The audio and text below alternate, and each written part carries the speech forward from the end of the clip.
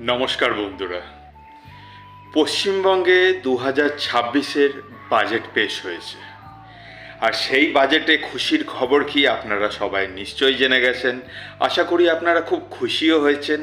হ্যাঁ বন্ধুরা, লক্ষ্মীর ভাণ্ডারের টাকা বাড়তে চলেছে।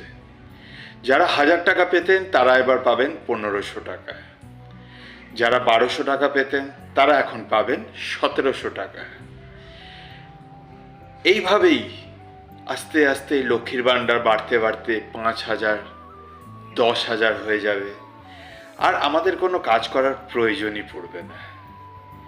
এইভাবেই আমরা সুখে শান্তিতে পশ্চিমবঙ্গে বসবাস করব।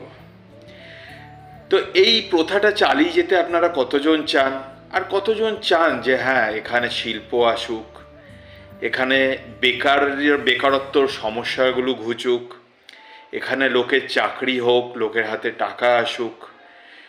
যারা শিক্ষিত সমাজ আছে, যারা ছাত্র সমাজ আছে, ওদের হাতে অপশান হোক। আমাদের শিক্ষিত সমাজকে, আমাদের ছাত্রদের বাংলা ছেড়ে বাইরে না যেতে হোক। কোনটা আপনাদের কাছে প্রায়োরিটি? দিন দিন লক্ষ্মীর ভাণ্ডার বৃদ্ধি হওয়া, বেকার ভাতাও পাবে, আর শুনেছি 1500 টাকা করে বেকার ভাতা পাওয়া যাবে। তো এইটা চালিয়ে যাওয়াটাই কি উচিত, নাকি আপনাদের মনে হয় রাজ্যে শিল্প আসলে সমস্ত শ্রেণীর মানুষরা চাকরি পাবে, হাতে সবার টাকা থাকবে, শিক্ষিত লোকেরা চাকরি পাবে, যারা অশিক্ষিত লোক আছে বা অল্প শিক্ষিত লোক আছে তারাও কিছু না কিছু উপায় জীবিকা নির্বাহ করতে পারবে? কেউ ট্যাক্সি চালিয়ে, কেউ দোকান দিয়ে, রোজগারের যে সুযোগ সেইগুলো বাড়বে। কোনটা চান আপনারা?